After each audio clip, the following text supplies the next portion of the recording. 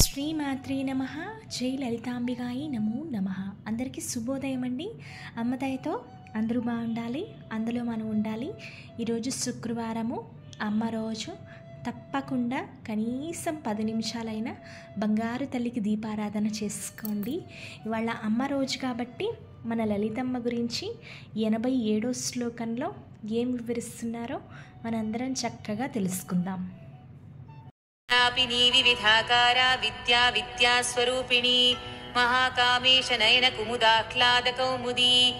మన బంగారు లలితమ్మని వ్యాపిని అని పిలుస్తారు. అంటే అమ్మవారు అణువణువు ప్రతి చోట అలాగా అంటే ఉంటూనే ఉంటారనమాట. ఆవిడ లేని చోటు కానీ, లేని వస్తువు కానీ, అమ్మ లేని క్షణం అంటూ ఉండదండి. అమ్మవారు అలా వ్యాపిస్తూనే ఉంటారు. ఒక పెద్ద మర్రి చెట్టులాగా, ఒక వృక్షంలాగా.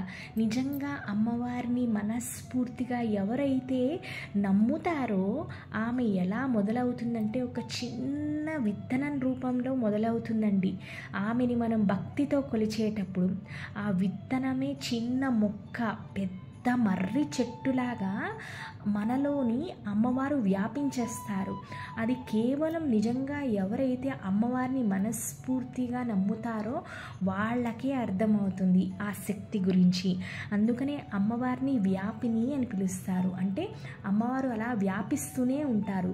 అంటే ఎవరైతే నాస్తికులు ఉంటారో, అమ్మవారిని నమ్మని వాళ్ళకి దాని గురించి అర్థం కాదు. నిజంగా అమ్మ కాళ్ళే శరణు, అమ్మ లలితమ్మని ఎవరైతే నమ్ముతారో వాళ్ళకి ఈ నామం తాలూకా ఆ రుచి తెలుస్తుందండి. అమ్మవారు అంత శక్తి స్వరూపిణి, ఒక పెద్ద మర్రి చెట్టులాగా శక్తి స్వరూపిణిలాగా ఆమె బిడ్డల్ని కాపాడుతుందన్నమాట.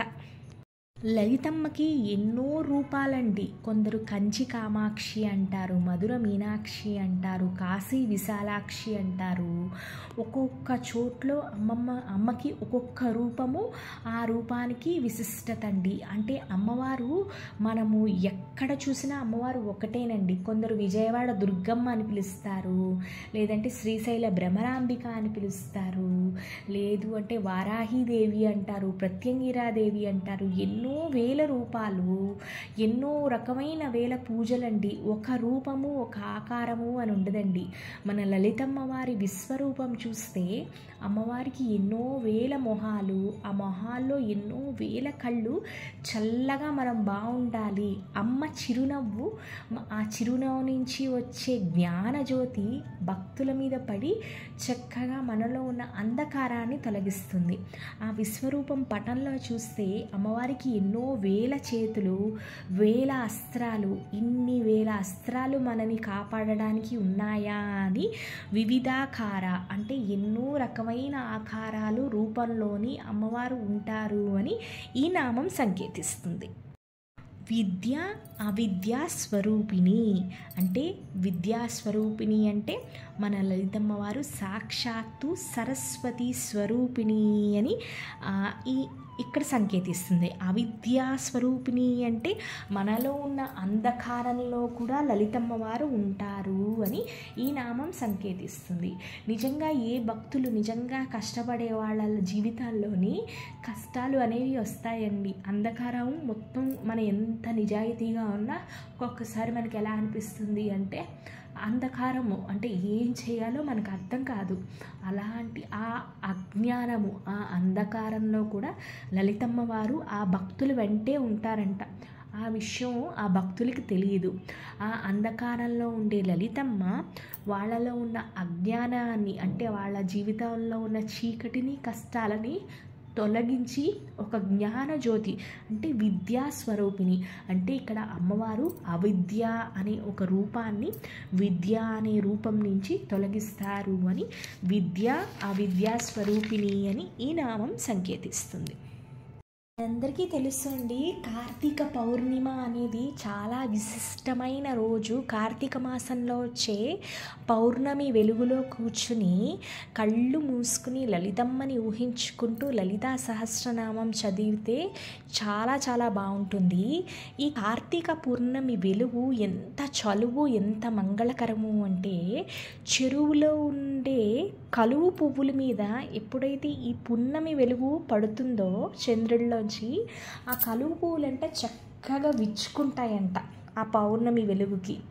అలాగే ఇక్కడ మన శివయ్య ఎప్పుడైతే లలితమ్మ వారిని చూస్తారో, అంటే ఇక్కడ శివయ్య కళ్ళు కలువు పువ్వులతోని పోలుస్తారంటండి. అమ్మవారి మొహంలో ఉండే ఛాయ కార్తీక పూర్ణమి చంద్రుడిలాగా దగదగలాడిపోతారంట.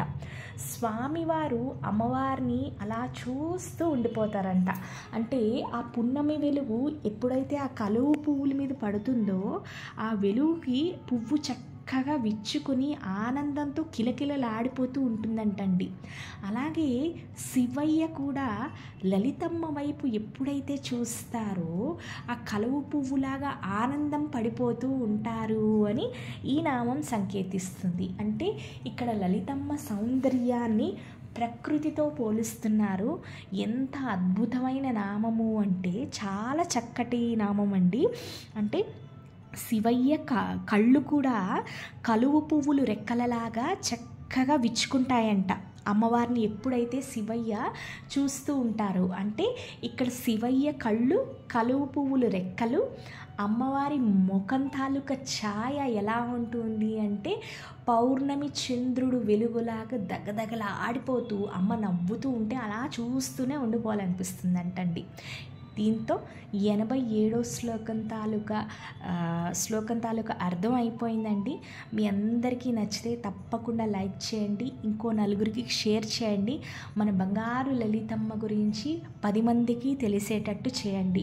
లలితా సహస్రనామం అనేది ఎంత మంచి అద్భుతమైన శ్లోకాలు అంటే, మామూలుగా అందరూ లలిత చదివేస్తారండి గుంపులో చిలకలాగా. కానీ మనము అమ్మవారి గురించి అర్థాలు తెలుసుకుని ఈ శ్లోకాలు చదువుతూ ఉంటే కళ్ళు మూసుకుని, ఆహా అమ్మవారు శ్రీమాత, శ్రీ మహారాజ్ఞి, అంటే మన లలితమ్మ ఈ ప్రపంచానికి కన్న తల్లి, ఒక పట్టపురాణిలాగా ఈ ప్రపంచాన్ని పాలిస్తున్నారు అన్నమాట. అంటే ప్రతిదీ కూడా అర్థంతో మనము లలిత చదువుతూ ఉంటే ఇంకా అమ్మవారి గురించి పూర్తిగా ఊహించుకుని, అంటే అమ్మ మాయలో మనం తేలిపోతామండి. తప్పకుండా మీ అందరికీ నచ్చితే లైక్ చేయండి. ఏ పని చేసినా అమ్మ దయతోనే సాధ్యము. శ్రీమాత్రే నమః. సర్వం శ్రీ లలితార్పణమస్తు.